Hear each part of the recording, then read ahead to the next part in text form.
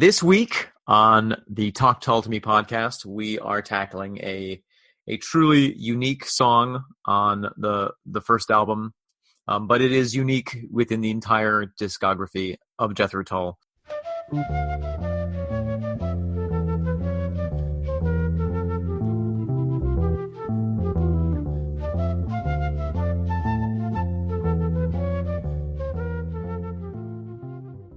Nick, what are we tackling today?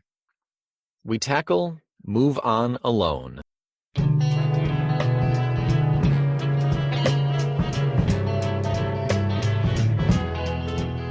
Omen, what do you think about Move On Alone? It's, for me, this song is like, I just imagine the scenario where we have a time machine and went back into the past and something happened where instead of Mick Abrams leaving the band, Ian Anderson left the band. And in this song, I can hear what Jethro Tull would have become if it had been Abrams and not Anderson.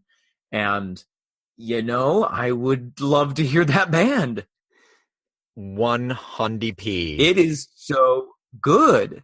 This song is full Abrams. He wrote it. Right. He sings it. The only thing Ian Anderson does on this album is he plays the claghorn. Right. And you hear it right at the end, that low, like, right. Like, it's clearly a jimmied saxophone mouthpiece with that vibration of the reed. But it's super subtle in the back.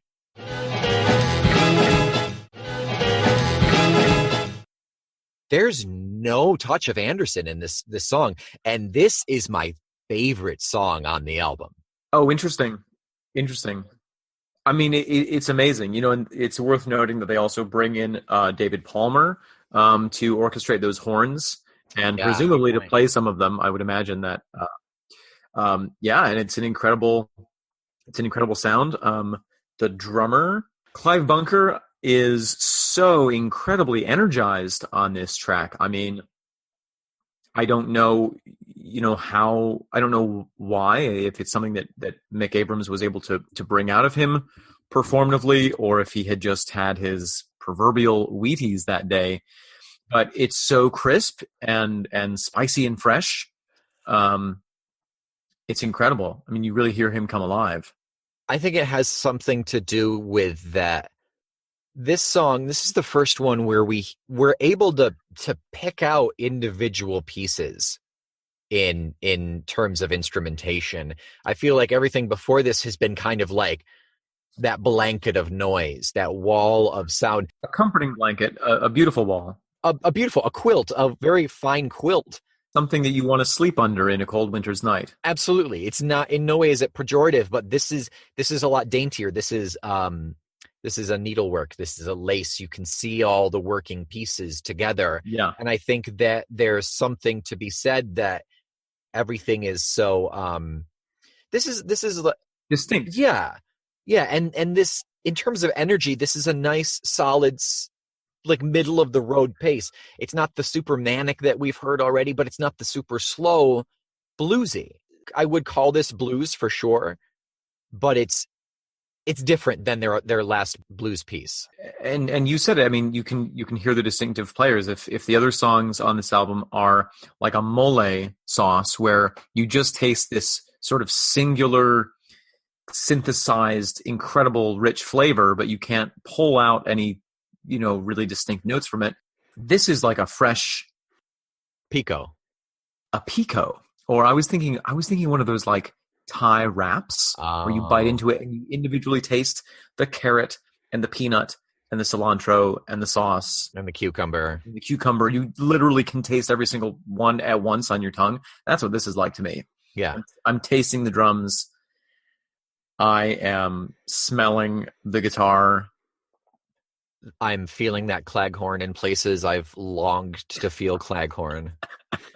I wanna just object to my cilantro.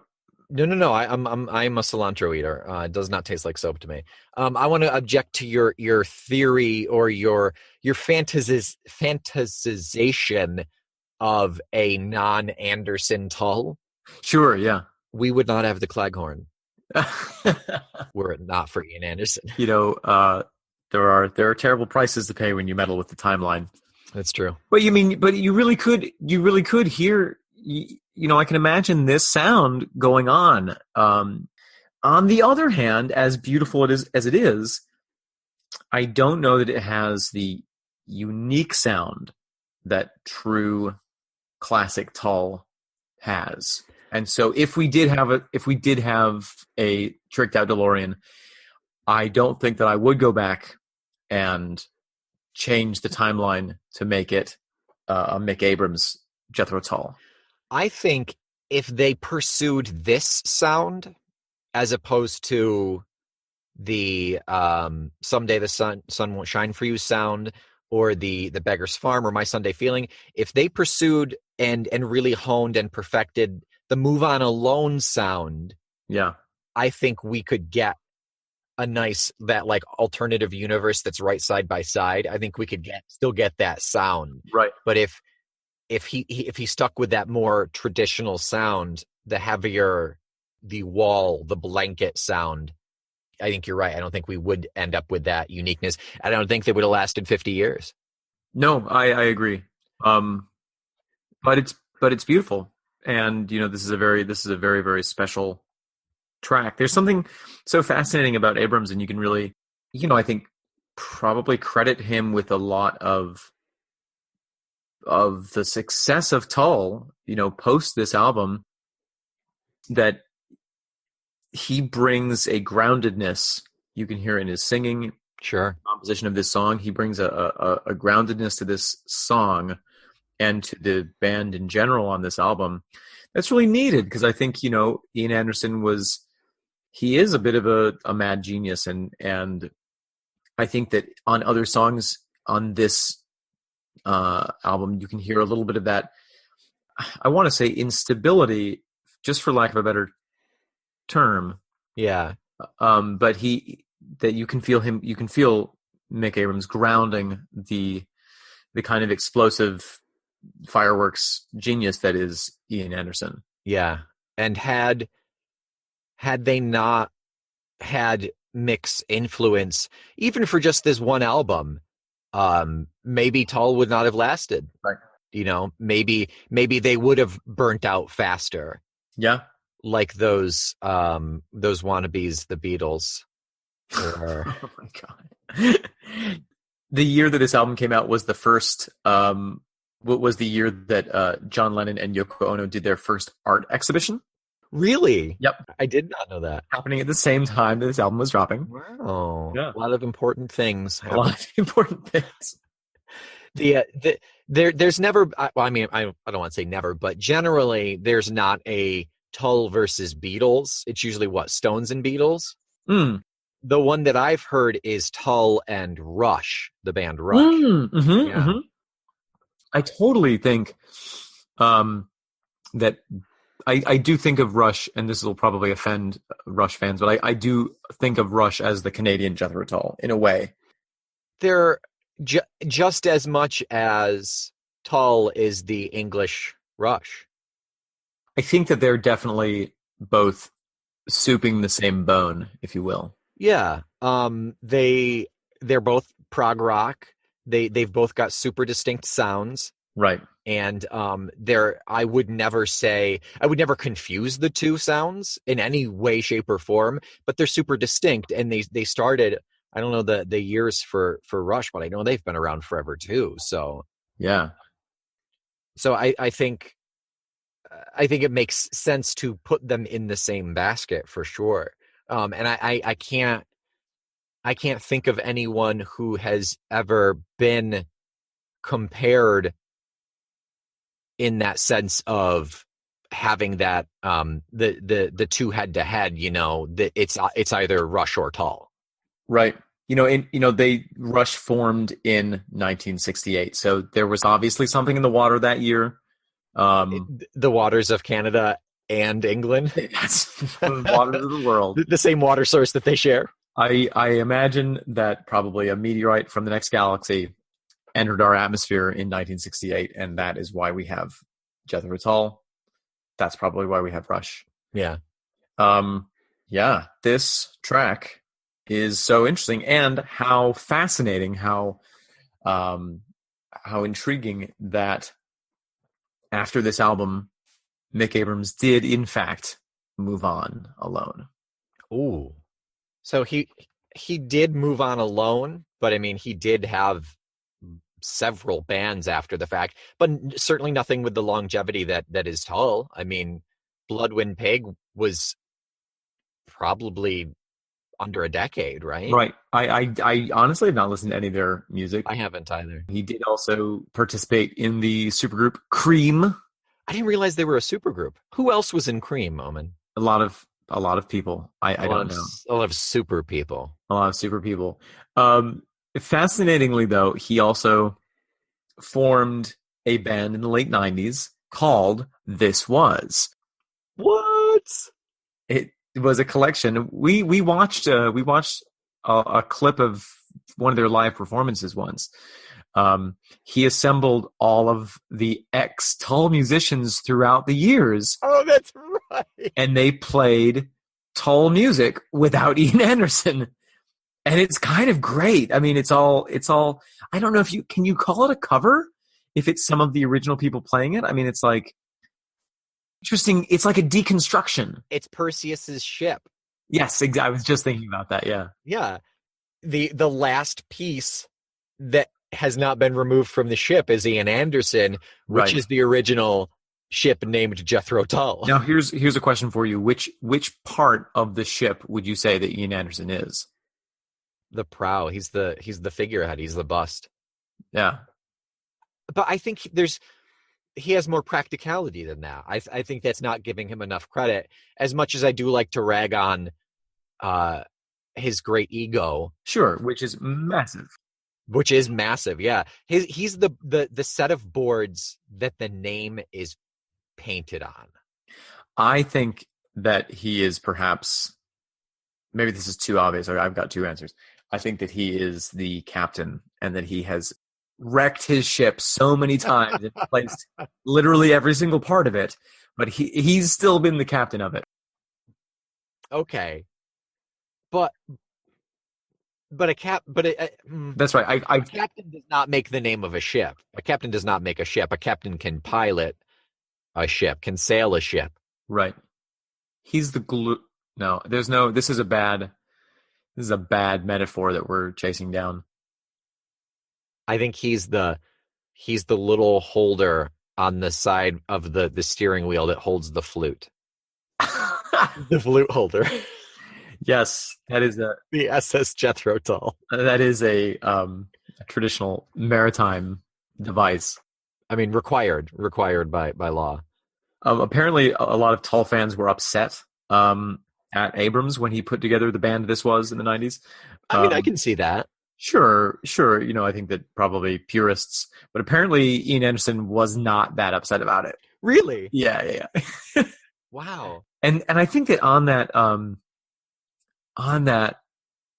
in that documentary that we saw, man, I wish I could remember what the name of it was. I don't remember this. But there was even, I think that there was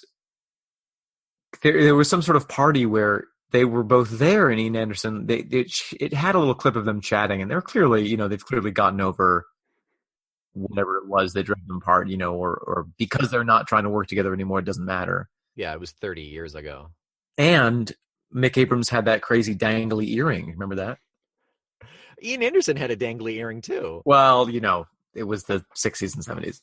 And 80s. And I think he had it up into like some of the, back when Tull.com came out, which was an advertisement for their website, technically. No. Yeah, I mean, that's their jtull.com was the URL for their website. Oh, that's funny. Well, I think it was, they were just so excited to have discovered the internet.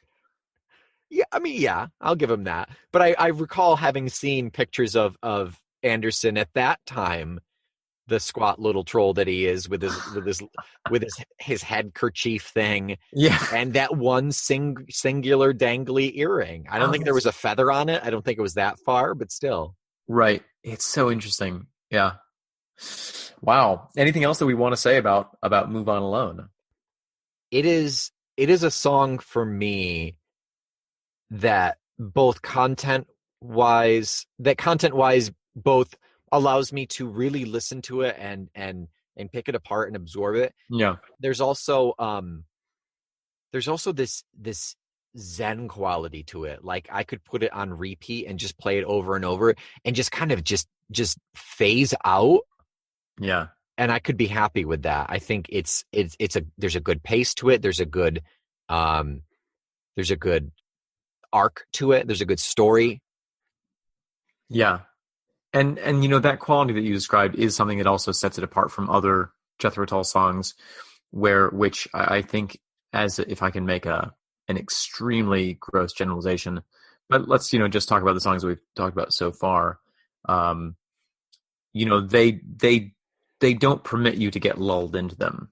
You can go along with them, but there's always, with I think the distinctive Ian Anderson songs, there's a sense of starkness almost. Mm-hmm.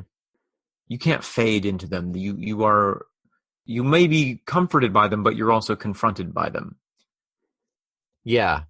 And I'm thinking of later in the catalog, and I think you're right. There's something to how he writes music, even far later in the catalog, 100 songs later, it still has this feeling. And even the slower ones, there are a couple where some really pretty ones, like some of the B-side stuff from War Child that's just symphonic, put me to sleep. Like it's gorgeous and it's beautiful and it's fantastic. But only when it's symphonic for Anderson. Right. Yeah. All right. Question for you. Based only on the 4 songs that we have so far discussed, who is fundamentally a happier person, Mick Abrams or Ian Anderson? Based on sound or lyrics? Just based on these songs. But in terms of the sound of the song or the content of the lyrics? The overall impression. Anderson is both sad and angry. And Abrams is just like, yeah, whatever. All my friends left me. My girl left me. I'm resigned to living alone. So in the end, it sounds like you're saying they're both extremely unhappy people. Yeah, in different ways, basically.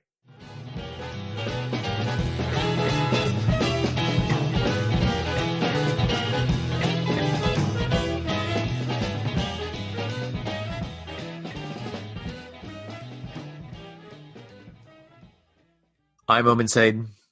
I'm Nick McGill. We are Feckless Momes. It's time we it's time we move on alone. Until next time, you will have to talk Tull to yourselves. What are we listening to next week?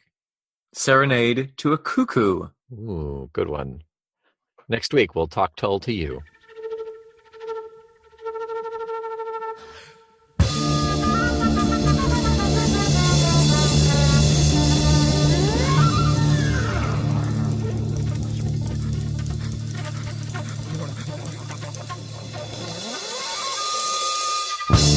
Thanks again for listening to Talk Tull to Me, a Feckless Momes Audio Network production.